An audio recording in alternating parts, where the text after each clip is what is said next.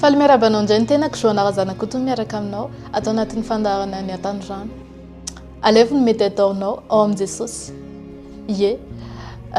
vao vita kely tamin'ny farany herinandro teo ny Jeux Olympiques izay nandraisana atleta maro be anjara dia misy ny nahazo médaille d'or, nisy nahazo médaille d'argent, nisy nahazo médaille de bronze, misy moa zany ny nandray anjara fotsiny fa tsy nahazo n'inona. Ie, fa isika koa ao amin'i Jesosy misy médaille d'or afaka alaitsika, misy amboara afaka ho anjarantsika. Rehefa miteny ten'Andriamanitra ao amin'ny boky Korinthiana voalohany toko fahatelo ao dia hozy izy hoe ary ny asan'olona rehetra hozy izy dia aseho amin'ny andro dia atao eo amin'ny hafa hozy izy dia raha ohatra hozy izy ka naharitra ny asan'ny olona dia azo valopitỳ izy, fa raha ohatra kosa hozy izy ka tsy naharitra dia ho faty antoka hozy izy. Zany hoe misy valopitỳ afaka ho azonao zany rehefa miaraka amin'i Jesosy ianao. Misy tsy hoe akory hoe hiazakazaka fahatany, tsy hoe akory ianao hoe kristianina manao ny asan'Andriamanitra, tanora ianao dia mijoro ianao dia mitandrina fahamasinana ianao dia mandeha amin'ny fahamarinana ianao dia tsisy zavatra ho azonao amin'i Jesosy, fa misy amboara afaka ho azonao, misy médaille d'or afaka ho azonao. Fa nefa matetika isika tanora tsy dia liana amin'izay loatra, indraindray manao hoe ino ary ny anaovana an'izany, aleo zany ho an'ny olona efa lehibe, aleo zany ho an'ny olona efa antitra, aleo mbola tsy anjarako angamba izany. Fa nefa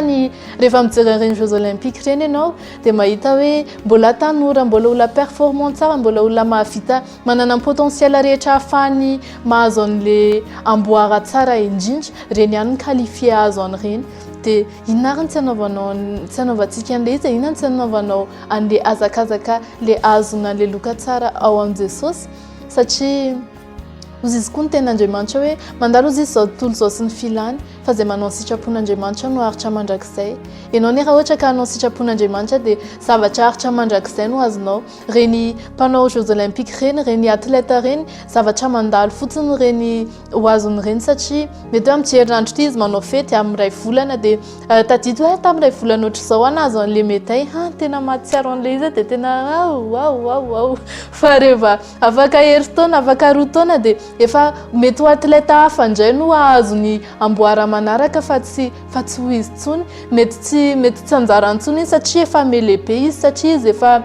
tsy manana ny capacité azonany intsony, satria misy efa génération manaraka hafa indray ahazo, fa ianao afaka ny ahazo an'ilay médaille maharitra mandrakizay ianao, afaka ny ahazo an'ilay amboara maharitra mandrakizay ianao rehefa mihazakazaka amin'ilay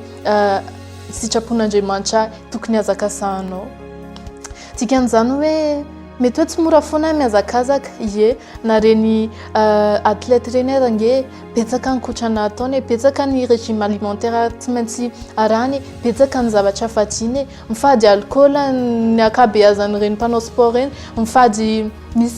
mifady hoe resaka firaisana ranofo koa ohatra tsy azo atao satria mandany hery, misy zavatra fadiana betsaka. Hozy izy ny ten'Andriamanitra hoe mpiazakazaka rehetra hozy izy dia mahony tena amin'ny zavatra rehetra, nefa hozy izy mihazakazaka reny mba hitady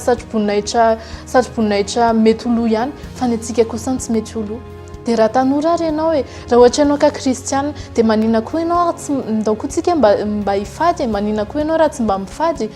an'ilay zavatra ratsy, mifady an'ilay filan'izao tontolo izao, ilay fitiavana an'izao tontolo izao, fadiana ny ratsy, fadiana ny zavatra tsisy dikany, andaniny herinao, andaniny fahatanorana, fa aleo miseho focus amin'ilay lalanao, amin'ilay hazakazaka azonao an'ilay médaille d'or, hazakazaka azonao an'ilay amboara tsara indrindra, ilay maharitra mandrakizay, ilay ahafaly anao hoe tsy very maina ny hazakazako, tsy very maina ny ezako, ny effortko rehetra, fa rehefa tonga ny an-danitra any dia